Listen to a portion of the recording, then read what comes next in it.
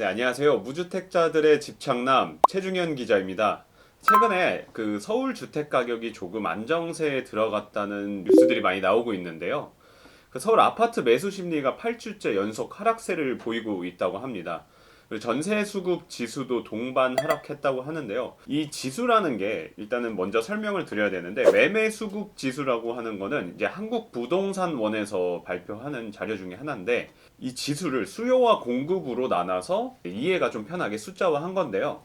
이게 100을 넘으면은 수요가 앞서고 있다는 거고, 이제 100 아래로 떨어지면 공급이 이제 수요를 앞선다는 건데요. 최근에 부동산원에서 발표한 게 있는데요. 저 5일 기준으로 말씀을 드리면, 그 서울 아파트 매매 수급 지수가 지난주보다 0.2포인트 낮은 100.7을 기록했다고 하네요. 그래서 이제 8주째 하락세를 가고 있다는데, 이 지수가 올 4월에는 100.3을 기록했는데요. 6개월 만에 가장 낮은 수치로 이제 나타난 걸로 보입니다. 여전히 그래도 100 이상이기 때문에 공급보다는 아직 수요가 많다는 얘기긴 하지만, 이게 점차 줄여지고 있다고 합니다.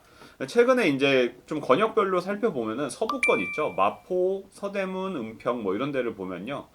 매매 수급 지수가 99.8로 100 이하로 또 떨어졌다고 하는데요. 지금 집 사는 사람보다 이제 팔 사람이 더 많다는 얘기죠. 이제 서부권 같은 경우는. 그래, 강남 4구 같은 경우는 강남, 서초, 송파, 강동구가 있는데요. 강남 4구에 같은 경우는 100 이상으로 100.5를 기록해가지고 지난주보다 0.1포인트가 높아졌다고 해요. 도심권 같은 이제 종로, 용산구 같은 경우는 100.7, 서남권의 이제 영등포구, 양천구, 구로구, 동작구는 100.6으로 지난주보다 초폭 하락했다고 합니다. 전세 지수도 같이 하락했다고 하는데요. 서울 아파트 전세 수급 지수가 이제 지난주 102.4보다 이제 1.2포인트 감소하면서 101.2로 기록했다고 하네요. 약 1년 만에 이제 최저치를 기록한 수치인데요.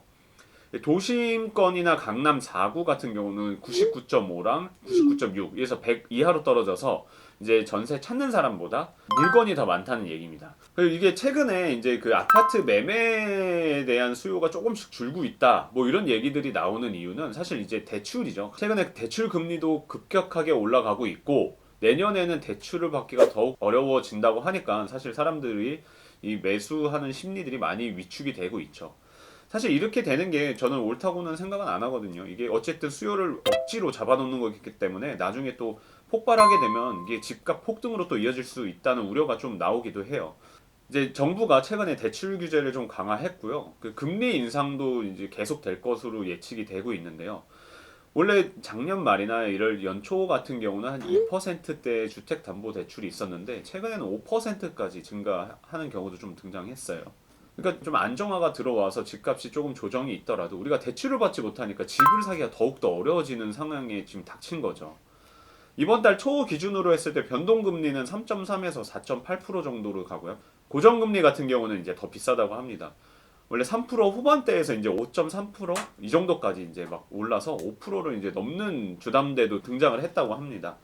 사실 주담대를 받더라도 대출 금액이 크기 때문에 이자 부담이 이제 점점 더 어려워지게 되는 거죠. 지금 최근에 두 달 사이에 1%포인트씩 막 증가하는 데인데요. 뭐 작년이랑 비교하면 거의 2배 정도 인상됐다고 하네요. 거의 뭐 신용대출도 뭐 3% 중반, 4% 중반이니까 주담대가 오히려 신용대출보다 비싼 경우가 많이 등장을 했죠. 사실 지금 뭐 주담대를 받는 것도 사실 어렵죠. 최근에 주택담보대출 금리가 오르는 거는 이제 기준금리가 지금 인상됐고요. 그리고 이제 정부의 대출 억제 정책 때문이 좀 적용이 됐다고 합니다. 그 최근에 코로나19로 이제 장기화돼서 이제 초저금리 시대를 우리가 좀 겪어왔었잖아요. 최근에 이제 유동성을 회수하는 이제 조치들이 조금씩 진행이 되고 있죠. 미국 같은 경우도 테이퍼링을 시작을 했는데요. 뭐 자산 매입을 뭐 축소하겠다 뭐 이런 내용입니다. 여기에 이제 우리 금융당국도 이제 대출을 조이고 있는데, 은행들도 여기에 맞춰서 우대금리를 줄이고 이제 금리를 조금씩 높여가고 있습니다.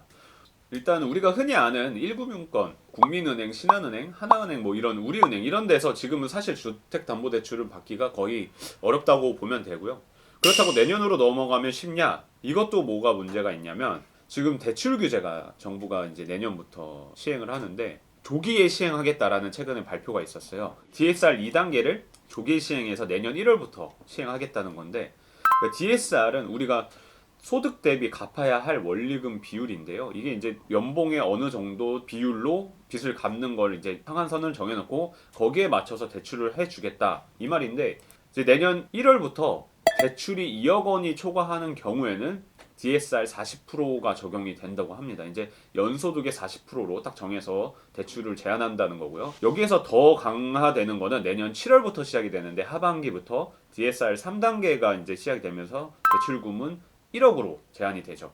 그래서 지난 7월부터 먼저 이게 도입이 됐었는데, DSR은 부동산 규제 지역 안에서 6억 원 초과 주택을 구매할 때 주담대에 적용이 됐고요. 뭐 1억 원 초과의 신용대출을 받았을 때는 먼저 도입이 되는데, 이게 이제 내년부터는 더 강화된다는 거죠. 그러니까 1년에 5천 연봉을 받는 사람들이 내년에 이제 대출을 2억 원이 넘게 받게 되면은 40%가 적용이 돼서 이제 최대 한도가 2천만 원밖에 안 되는 거죠. 여기서 발생되는 문제는 DSR이 적용이 되니까 이 주택담보대출을 기존에 받았던 것보다 더 적게 받아야 되는 경우가 생기는 거죠. 그러니까 결국에는 상환을 또 해야 된다는 경우가 생겨서 부담이 이제 발생이 되는 거죠, 결국에는. 사실 금융당국이 원래는 이제 전세자금 대출에서도 조금 규제를 보이려고 했었는데요. 전세 같은 경우는 실수요자들이기 때문에 다행히 실수요자들의 전세자금은 어느 정도 열어준다고 합니다. 그 앞으로 우리가 영끌해가지고 이제 영끌족이죠. 이제 패닉바잉으로 이제 30대, 40대 분들이 집을 무리해서 구매를 올해 많이 하게 됐는데요. 금리도 많이 오르고 있고 내년에 이제 대출도 조여진다고 하니까 이 부분도 충분히 검토를 해보고 상한 능력들 확인을 다시 해봐야 될 것 같습니다. 금융당국은 이제 내년부터 가계부채 증가율을 한 4%에서 5% 수준으로 안정된 수준으로 뭐 관리하기로 했다고 하는데요. 대출은 조금 힘들어지고 금리는 오르더라도 그래도 집값이 어느 정도 안정권에 들어왔다고 하니까 우리 무주택자들한테는 조그만한 희망이 생기지 않았나 생각이 좀 들기도 하네요. 뭐 사실 조급해 하지 말고 조금씩 저가 주택을 위주로 알아보고 어느 정도 대출도 열려 있다고 하니까요. 그것도 한번 알아보는 게 좋을 것 같습니다. 오늘은 그 부동산 지금 현재 시장과 이제 대출을 좀 알아봤는데요. 앞으로 우리 무주택자들이 집을 살 수 있도록 이해가 쉽도록 제가 정리를 해서 앞으로도 계속 전달해 드리겠습니다. 지금까지 무주택자들의 집착남 최중현이었습니다. 감사합니다.